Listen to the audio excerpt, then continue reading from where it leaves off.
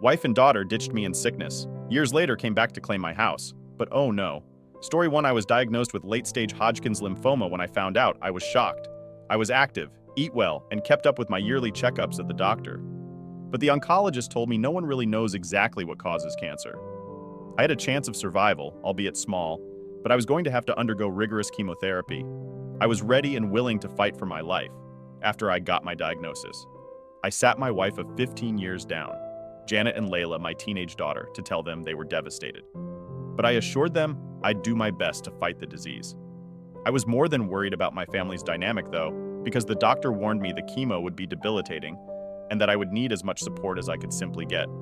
Also, the oncologist warned me that most marriages don't last the course of the treatment. I expressed these concerns to my wife later that night of my concerns, and she assured me that she'd honor our vows, stay with me through sickness, and do everything she can to help me. I have a very good insurance, sizable savings, and a trust fund left to me by my late grandfather. So while my treatment would blow a hole in it all, it would not leave us destitute. Our house was also paid off, and I'd already set aside the money my daughter would need for college should anything happen to me. My coworkers at work had a send-off party for me and wished me luck in my difficult journey. I started chemo a week later, and it was absolutely brutal. I would come home feeling like I'd been run over by a train. I could barely feed myself and hardly had enough energy to walk or bathe or anything. My wife and daughter did their best to help me. They'd bring me meals, keep up with the housework, take me to chemo, and make sure my prescriptions got filled. I tried not to ask too much of them, and when I had the strength, I would do little things for myself. This lasted for 2 months. I could see my wife and daughter becoming increasingly agitated with me. I could sense reluctance whenever I asked something of them. My wife even looked annoyed every time she had to take me out to chemo. At one point, my daughter stopped answering me altogether when I'd asked for a glass of water, or help getting outside to get some fresh air. Well, things came to a head when I had an early chemo appointment. One day I noticed I was running a little late and my wife still had not come down from our room.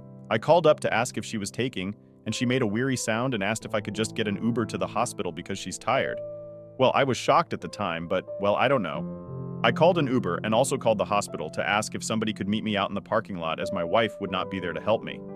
Luckily, my Uber driver was a super nice girl who made sure I got into the building okay, and even told me I could call her when I was through and she'd drive me back home. While I was grateful, it felt a little strange and humiliating to have to throw myself at the mercy of strangers when I got home later that day. I rested for a few hours and then confronted my wife and daughter about their behavior. I told them I noticed them acting a little coldness off lately and asked them if they felt like I was a burden. My wife said they were just overwhelmed, and my daughter said she did not expect me to be so needy or demanding. I floated the idea of hiring a nurse who could come in a few days a week to help me out and also take me to chemo.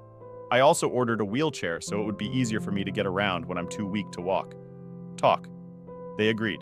I asked the hospital for recommendations and they sent me a very sweet but stern bed nurse. She made sure I got to chemo on time, made sure I got my medication on time, and even on the day when she wasn't working, and created a care plan that included healthy meals. Everything was going great. The doctors were pleased with my progress, but my wife and daughter still did not seem happy. I was less of a burden now, but my wife was feeling as though the nurse was replacing her. I told her if she was willing to take me to chemo, fill my prescriptions, and make sure I ate and took my pills on time, then I'd be more than willing to part ways with the nurse. The only reason I had a bed nurse now was because I was such a burden on her, and she accepted this as a compromise.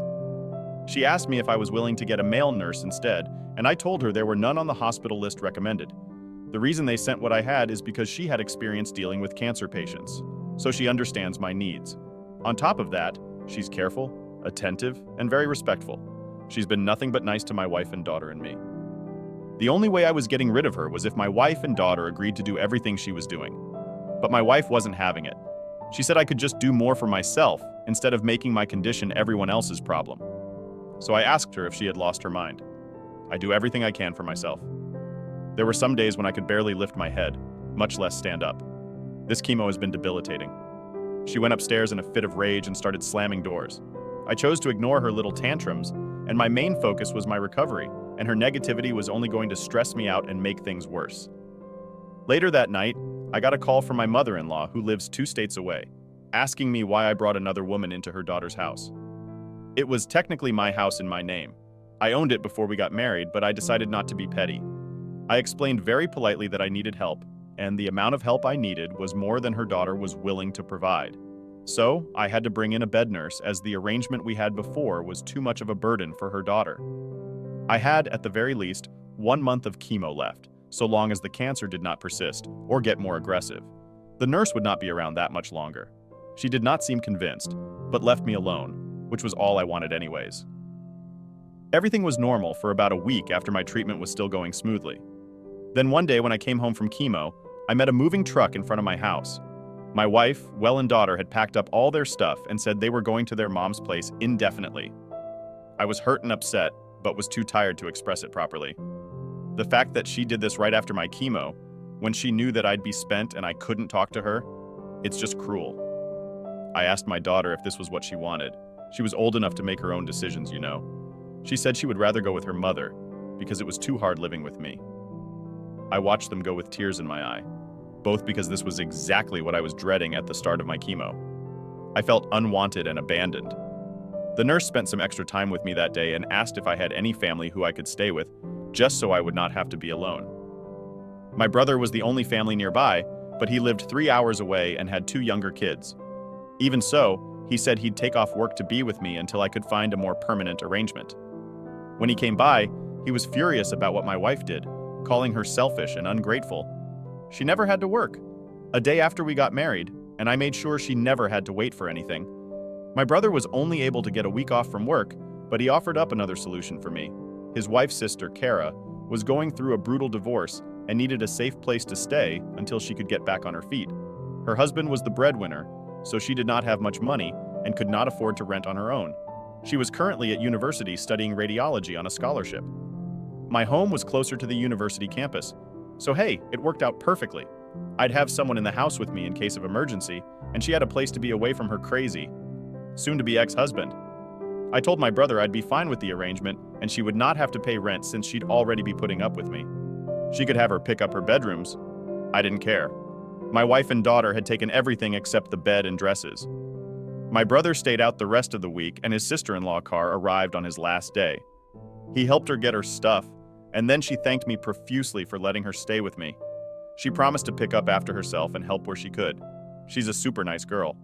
I told her she would not have to do that much since my nurse would be coming in 7 days per week instead of the usual 4. I said my goodbyes to my brother and helped Cora get settled as best as I can. Things went well for the weeks that followed. Well, I miss my wife and daughter, but I guess I was the only one feeling that way because they didn't even call or check up on me. Cora was a huge help. She did all the grocery shopping, most of the cleaning, and even helped with meals for me, as she did not complain. Once a month and a half after my wife left, I was declared cancer-free. Ringing the bell at the hospital was the highlight of my year. My nurse asked me what I wanted to do first, now that I was pretty much cured and I filed for a unilateral divorce. Then I focused on the next steps recovering from cancer. It was a journey in itself. I slowly regained my strength and my hair. My scars started to heal, and I was putting on weight. I stuck to my health meal regime for the most part, but I allowed myself some cheat days for some of my favorite meals I had not had in a while. It's been 6 months now that I've been cancer-free, and I think I'm finally ready to move on with my life. I called my old job, and they're willing to rehire me for remote work if I want. I think I'll take them up on the offer because I will be moving away. I love my house, but there's just too many awful memories here. I want to start over with something smaller. She doesn't know it yet, but I'm going to be giving the house to her. She came through when I was at my lowest and showed me immense kindness, even though we were pretty much strangers. She can sell it if she wants. I don't want anything to do with it anymore. And I certainly don't want my wife or daughter laying claim to it. My new place is in a quiet neighborhood in the sticks, and I'm looking forward to this beginning. Update number 1. Hey guys, it's been over a year since my initial diagnosis. I've settled into my new place and neighborhood nicely. There's a lot of friendly people around here, and me and my neighbors across the way. Dorothy hit it off pretty quick. She's a widow who lives alone. Her kids are scattered around the country, but they come around Christmas and her birthday. She invited me to her porch for drinks and conversation, and she told me she lost her husband to lung cancer. If he had not left a good life insurance, she and her kids would have been destitute. So I told her about what happened with my wife and daughter. I still had not heard a word from them, which is fine. I'm over it. I spent my time working on pursuing new hobbies. I got into woodworking, and I'm starting to build up a collection of tools. One day when I came back from the hardware store, Dorothy said she saw some people hanging around my house. They did not do or steal anything. They walked up to the door, knocked a few times, walked around the house a bit, and when it didn't come out, they waited in the car for a while. She said she was about to call the sheriff's office, but they left. She didn't want to get too involved because they could have been family. I asked her what they look like, and she described a middle-aged woman and a teenage girl. Of course, that's my wife and daughter. I don't know how they found this place because only my brother and his wife know where I live. Why would they even be looking for me anyways? They left almost a year ago and never looked back. Dorothy told me that if they came back not to come out, then she'd see what they wanted. This is great because I have no desire to interact with them after they abandoned me when I was at the lowest point in my life. I called my brother later that night, and he told me my wife and daughter had been around my old house harassing Carr and her roommate. Luckily, she had documented proof that the house was hers and in her name. Apparently, she lied to my wife and said that she bought it from me, which I think was the right move, because if my wife found out I gave the house away for free, she would be livid. Still, I feel bad that Cora had to go through that and called her to apologize directly. Hopefully, the next time they come around, I can deal with this for good. I'm not sure if my wife knows about the unilateral divorce or not. I'm pretty sure my lawyer mailed a copy to her mom's house, but I guess they could have thought it was junk mail and just thrown it out. Either way, I don't care. She and I are no more updated. Number 2. My wife and daughter came to the house again. This time. It was earlier in the day while I was working. I heard the knock and checked the cameras, and sure enough, it was them. My ex-wife still looked the same, but Layla had grown a lot. She was practically a woman now. I stayed inside like Dorothy and I planned, but moved closer to the door so I could hear them better. I heard Dorothy come over to greet them and introduce herself as the next-door neighbor. My wife asked her if she knew a guy named Richard who used to live there. Dorothy sounded just as confused as I did. Did she ask? Used to. My wife explained that her husband, not ex-husband, lived in this house before he passed away recently. She came to find out if anybody was squatting there as her husband had an extended hospital stay before his terrible, untimely death. My jaw hit the floor. They thought I was dead. I honestly don't know where they got that information from. There is no record of my death anywhere. Certainly not at the hospital where I got my treatment anyways. My wife went on to say that they were next of kin, so the home was rightfully theirs. Dorothy told them that someone named Richard did live there for a while, but he was a divorcee. She explained that while we were neighbors, I informed her that my wife left me and I filed unilateral divorce. She also said I planned on willing all my assets to charity. As far as she knew, I had no other family besides my brother, which is why she found it so strange to see 2 women snooping around my house. She said she could be mistaken, though it was dead silent for a good long while before Dorothy asked them if they had a death certificate or a will. They said no. She told them once they had all that, they could take it down to the county's record office, and if they were rightful owners of the property, they could get the deed in their name. My wife did not take this well. She asked Dorothy who the hell she thought she was, and started screaming, saying that she has no authority to tell her anything about her own husband. She said Dorothy should mind her business and stop being so nosy. I was so embarrassed. The people around this neighborhood have been nothing but nice to me, and here my ex-wife was making a scene and disturbing their peace. I had half a mind to go out there and tell her off, but decided to stick with the plan. Dorothy, bless her heart, apologized and said she was trying to help. She went back over to her home, and shortly after that, my ex-wife and daughter left. I waited until after work to go over to Dorothy's place and apologize. She said it was fine while she found my wife's behavior repulsive. She thought the outburst was kind of amusing. I wish I could agree. I knew my wife could be a little hot-tempered when she was upset, but that was way too far. If she comes back, I'm definitely going to confront her and tell her to leave me to my peace. 3. She came back again yesterday. I was sitting in my home office when I heard a loud crash. When I went out to the living room, my front window was smashed and people were outside screaming. I thought there was a maniac on the loose. I wasn't entirely wrong. It was my ex-wife. She smashed my window and my neighbors were out there trying to stop her. Apparently she'd been out there kicking up a fuss for a while, but I didn't hear it because I had my noise-canceling headphones on while I was doing some work. Heck, I wouldn't have heard her if I did not pause the mic just to take a break. When I got outside, 2 of my elderly neighbors were trying to stop my ex from causing more damage. Both she and Lila were holding bats and they'd already broken a few of my potted plants. I grabbed her by the arm and asked if she had lost her damn marbles. Needless to say, she was shocked to see me alive. I guess I told both her and my daughter to get off my property before I called the cops. At this point, I did not know my neighbors already called it. She seemed hurt by my words and asked why I did not contact her after I got better. She and Lila would have come back. I told her when we got married, we made vows to stick it to each other.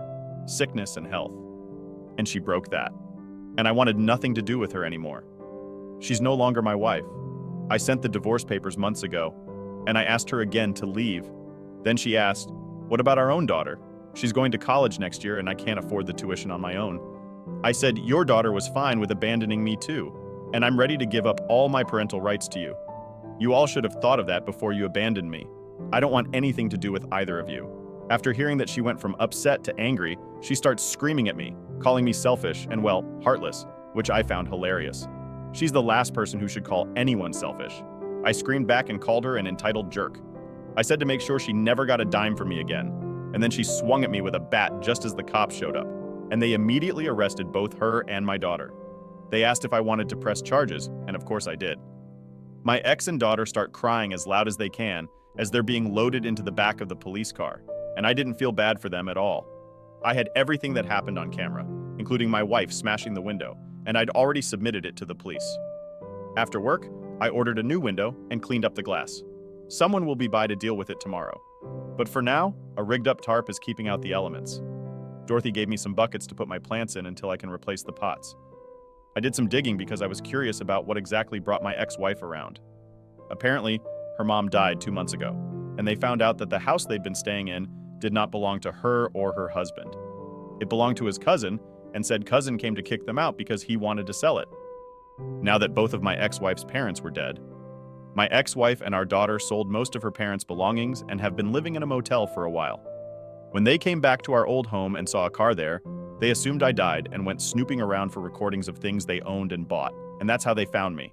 Anyways, they're being charged for vandalism, the attempted break-in and the attempted assault, since Layla's a minor.